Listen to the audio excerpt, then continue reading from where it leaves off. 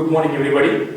Myself I am S.Phanindra, Assistant Professor of Mechanical Department. Today I am here to teach you the basic concepts of engineering mechanics, and that is I will be teaching you about the resolution of forces, which is the prime concept of engineering mechanics. The people who will complete the intermediate and they come to BTech life, and the first problem they face in engineering mechanics. So here I will tell you how to resolve the forces. So first of all, the discussion starts with force. So in your day, from schooling to intermediate, we came across many definitions of forces. So, but let me tell you the definition of force. According to Newton's law, force is nothing but the product of mass into acceleration. That is called force. That is one definition. And coming to dynamic part also, the force is nothing but which creates or tends to create some acceleration. Tends to create some acceleration is called force. And even statically, the force is the pulling or pushing thing acting on a body is also called as a force. Or the force is the thing that acts one body on other body is also called as a force. One on other. Or even the force is simply nothing but which will make the body in rest to move into uniform motion, or uniform motion of the body into the rest is also called as a force. Simply these are the different kinds of definitions for the force, and SI units of force are Newton. Force is first of all, force is a vector quantity. Force is a vector quantity. Vector quantity, it simply defines vector means quantity means which have both magnitude as well as direction. This is the brief introduction of force. Now, force has some different characteristics, but whenever we are talking about this resolution or whenever we are involving the force problems, then you have to know four main characteristics. One is magnitude, next is point of application, next is line of action, and direction. These are the four main characteristics that we have to discuss while knowing the characteristics of force. Magnitude, it is simply the force. Whenever we write, it is represented as 10 Newton or 20 Newton or 30 Newton. This 30 number indicates, the numerical value indicates the magnitude, which is also quantity. Next, the point of application. So first of all, a force diagrammatically, if you see, is represented like this. This arrow head is head and this is called tail. This is a total force representation. So point of application. If you take a body, fixed body, the point where the force is acting, that is called point of application. And the line of action means, this is called the line of action. The force passing through this line of action. And the direction indicates whether it is going which direction. These are the four characteristics that we have to know whenever we are discussing about force. One is magnitude, point of application, line of action, and direction. These are the points or characteristics related to force. Now, let me tell you about the resolution of forces. First of all, what is the resolution of force?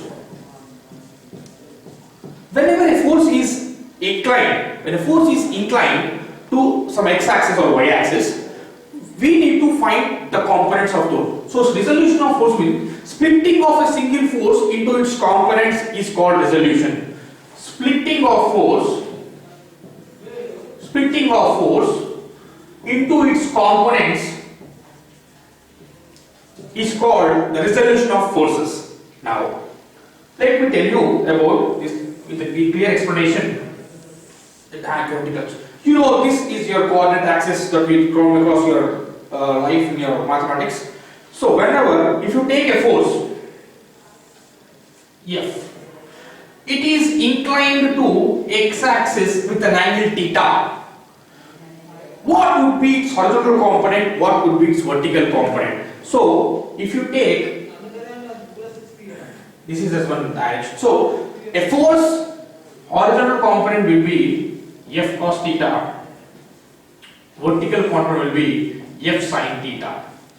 So why it is horizontal component is F cos theta and why it is F sin theta? If you know this is a triangle, this is the positive x and this is a y, because this is y axis and this is x axis. Okay, so the theta is adjacent side. So adjacent side we want, trigonometry, cos theta is equal to adjacent side by hypotenuse, right? So based on that, cos theta is the horizontal component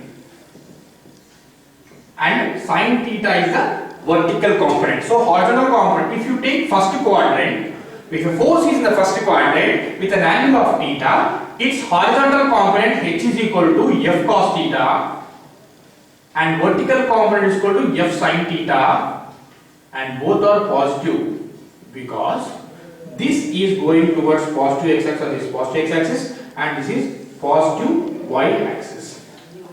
So whenever the same force is in second quadrant with an angle of theta, again, its horizontal component becomes F cos theta and its vertical component becomes F sin theta. If you want to know whether positive or negative, see this F cos theta is a negative x axis. Negative x axis. So this is minus F cos theta and this is positive y axis. So this is for F sin theta plus. So in second quadrant, if you take horizontal component h is equal to minus F cos theta, vertical component is equal to F sin theta. Similarly, if you take the force into the third quadrant with an angle of theta with x axis, similarly here x axis horizontal component will be F cos theta and this will be F sin theta. This is F cos theta, this is F sin theta. Whether you want to know positive or negative, see this is negative x axis and this is negative y axis, or so minus F cos theta and minus F sin theta will be the in third quadrant. If you take horizontal component h is equal to F cos theta is minus, vertical component is equal to minus F sin theta. It happens in third quadrant. Coming to the fourth quadrant, here again there is some force F makes an angle of theta with x axis. Again the horizontal components become F cos theta and the vertical component becomes F sin theta. So this is positive x axis. So in fourth quadrant h is equal to F cos theta and the down direction is negative y axis. So v is equal to minus F sin theta. So if you see here both F cos theta and F sin theta are positive, and if you see minus F cos theta is horizontal component, vertical component is F sin theta positive. Here both are negative and here horizontal is positive and vertical is negative. So this is a way how the forces are resolved. For if you think this theta is always with x axis, then you can recall your engineering trigonometry of 10th class, like all silver teacups. All silver teacups. So where all means all are positive, silver means with sign is positive, cups C means tan, T means tan, teacups T is no tan, so both are negative. Here cups C cos is positive. This is how we deal with the all resolution of forces when the theta is with x axis, and if the sum of all horizontal components is 1 and sum of all vertical components, if you know this one, so F cos theta plus F cos theta, that is if you add you get summation of horizontal component and if you will get summation of vertical component. If you want to know the resultant of this one, resultant R is equal to under root of sigma h square plus sigma v square. This will give the resultant of all horizontal components and vertical components. And if you want to know the angle with that x axis, or theta is equal to tan inverse of sigma v by sigma h. This will give. So this is the concept involved in the resolution of forces. Once if you practice 2 or 3 problems, you will get it into your positive